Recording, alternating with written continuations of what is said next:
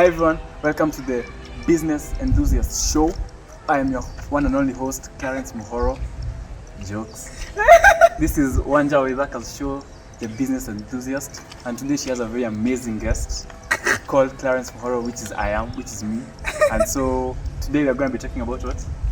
Today we're going to be talking about the psychology of finance. Yes, the psychology of finance. So before we go to that, I'm going to introduce the host. You know her, the real Co-host business today. enthusiast. Yeah. And she is? Yes. Hi guys, I am Wanja Waithaka, and this is my show. Today I'm the co-host, apparently. Yes. Wow. So she's Wanja Waithaka, the real business enthusiast. So, back to where we are. We're going to be talking about the psychology of finance. And basically, what I'm saying, my belief is that money EQ, emotional quotient, is better than IQ. Money IQ. And so we're going to go through it, and we're going to tell you why we think so and our reasoning behind it. So we're going to start with one, the myth about finance. Do you feel like you can start us off? Young people believe that they should start taking care of their finances, maybe start saving when they start working. Wow, that's very smart. I also believe so. Like, people think they'll start, like, they have the idea and so they'll start when they start working. Yeah. And I believe if you can't save 10% of 1,000, you will save 10% of 100,000. I believe in that. I believe that. Wisdom. Like, what you do now is exactly what you'll do in the future. Yeah. I also have a myth, a myth that people have. Personal finances is that investing is for the rich. Imagine, I told my friend last year I had bought Safaricom shares, and he was like, "What? Are you Chris Kirubi? How did you do it?" Yeah. And if he knew the small amount I had put there, he wouldn't have been so excited. Yeah. And so people don't understand that investing is for everyone. That's true. With as little as even 1,000. When I talk about money markets, even in my previous videos, there are some institutions you can start with as little as 100 shillings. Maybe, I don't know whether it's because people don't know what exactly investing is, but you can literally start with as little as 100 shillings, depending on where you go to. Even 1,000 shillings, you can literally start with 1,000 shillings. You can start from anywhere. You don't need to be rich to start investing. Wow. Have you heard that? You can start with even 100 shillings. Another myth I believe is that saving is for losers.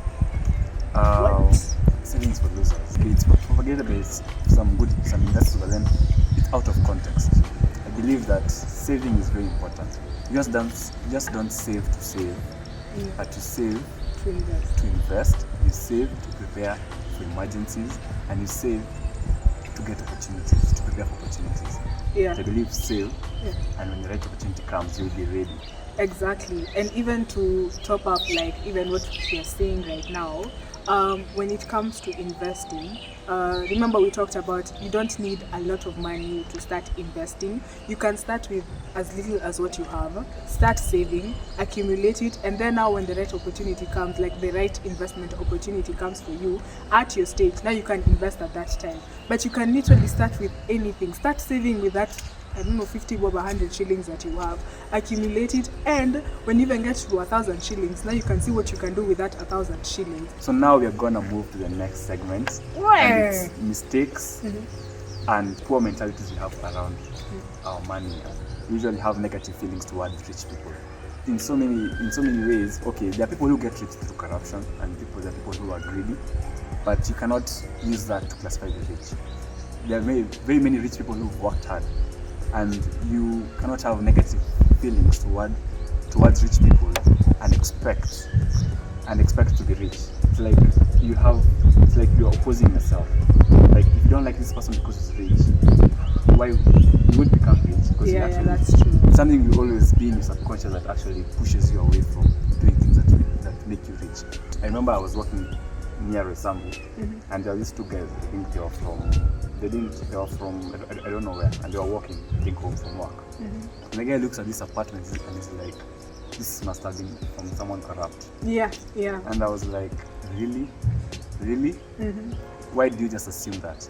So I believe that's a poor mentality that, in a way, we sabotage ourselves around it. I also feel like even when it comes to the rich, there's this mentality that someone who has money can't be broke. Like when rich people come and say they don't have money, probably they don't have money in the sense of they don't have money to use it in whatever like sherehe ama anything. The money they have, they were probably putting it in savings, so they don't consider it as money they have. So when a rich person comes and says, "Maybe I don't have money at all," they probably mean that they don't have money for that specific purpose. So stop looking at it like they are being selfish.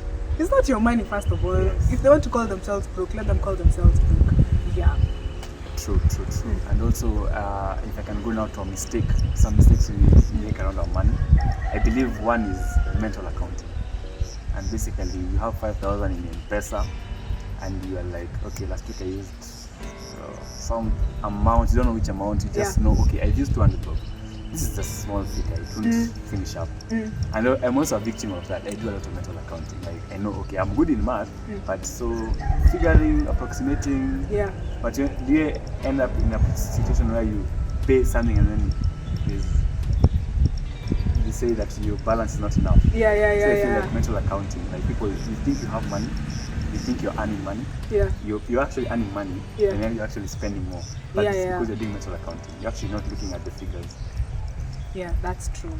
Another thing, I think that happens especially to a lot of young people. This is a mistake.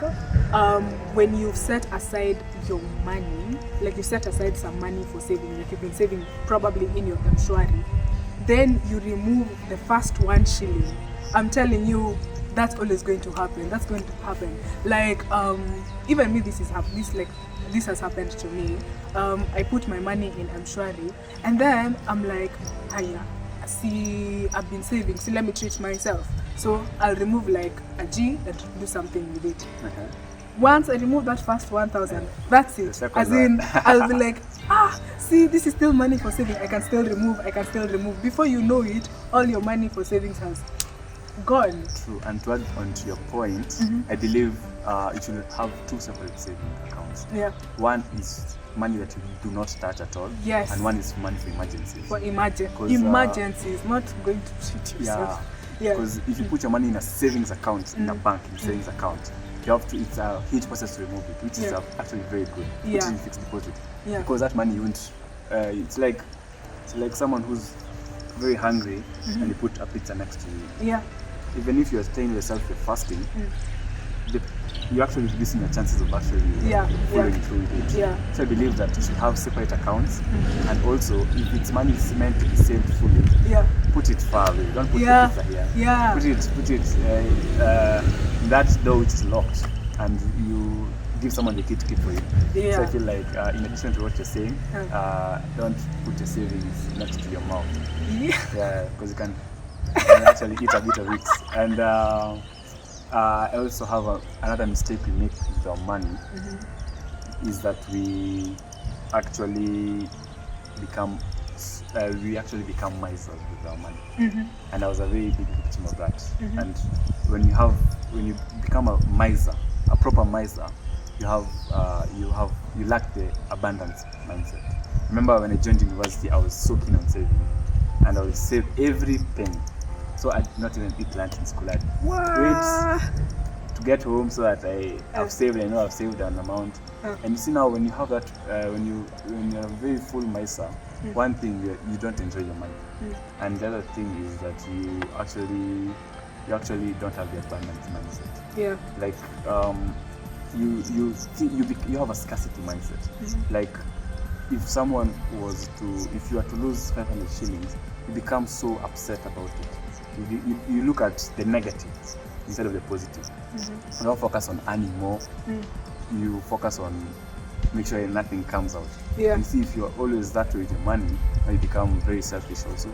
And I believe that it actually inhibits us, because when you have a scarcity mindset, you actually don't even have the ideas to make money. You know? Yeah. I believe that's a very, very key thing. It's like the rich guys who always have to fly first class. It's not about bragging or anything, but it's putting yourself to that standard. They have the abundance mindset. So they, like the law of attraction, they attract more to them. I feel like, hey, that's important. Hey, I feel like it has happened to me. I was that way. And even at the time I said I was selling brownies, it was actually buying from my friend and then selling. And so I used to sell in church on Sunday. And you'd actually make about 1,000 and then I shared the profits with my brother. About 500 shillings. And see, that was so little. And so what actually happened to me was that I was always complaining about the economy. I feel like there's no money. Like I'm like, I don't want to be in Kenya. Like in my head I'm like, there's no money in Kenya. I'm working hard. Only making 500. This is scarcity mentality. When you go and you meet someone who has there's a friend of mine who sells she has a product and she sells in town. She does some good Facebook advertising and she makes hundreds of thousands. And you realize that it's actually being smart. It's actually like when you have that scarcity mentality, you don't see like opportunity.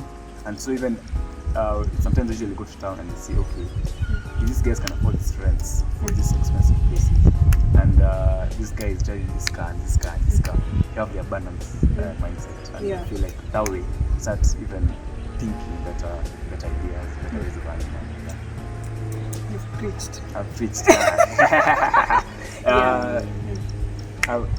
Pay bill 555. Well, no.